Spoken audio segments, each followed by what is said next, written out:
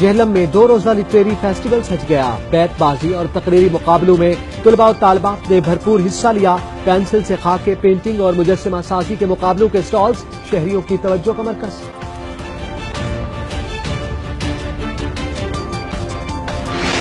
جہلم میں 2 روزہ literary festival کا اہتمام کیا گیا، جس میں بیت بازی اور تقریری مقابلوں میں طلباء و طالبات نے بھرپور حصہ لیا۔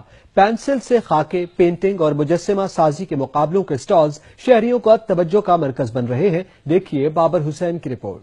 جہلم میں 2 روزہ ادبی میلے کا انعقاد کیا گیا، جس میں اپنے فن میں مہارت رکھنے والے لڑکے اور لڑکیوں نے بھرپور حصہ لیا۔ مقامی میرج ہال میں 2 روزہ لٹریری فیسٹیول کا اہتمام کیا گیا، جس میں بیت بازی، گانے، تقریری مقابلوں میں لڑکے اور لڑکیوں نے بھرپور حصہ لیا۔ اپنے فن میں مہارت رکھنے والے آرٹسٹ نے پینسل، اسکیچ، پینٹنگ اور مجسمہ سازی کے مقابلوں کے سٹال شہریوں کی توجہ کا مرکز بنے رہے۔ شہریوں کا کہنا تھا کہ اس طرح کے مقابلوں کے انعقاد کے ایک اچھا عمل ہونے کے ساتھ ساتھ جہلم کے شہریوں کے لیے ایک بہترین تفریح کا بھی سماں پیدا کرتی ہے۔ مقابلے کے اختتام پر مہمان خصوصی مقامی MP چودھری ظفر اقبال نے مقابلے میں پوزیشنز لینے والے طلباء و طالبات میں انعامات بھی تقسیم کیے۔ کیمرہ مین حسنین علی کے ساتھ بابر حسین، سچ نیوز، جہلم۔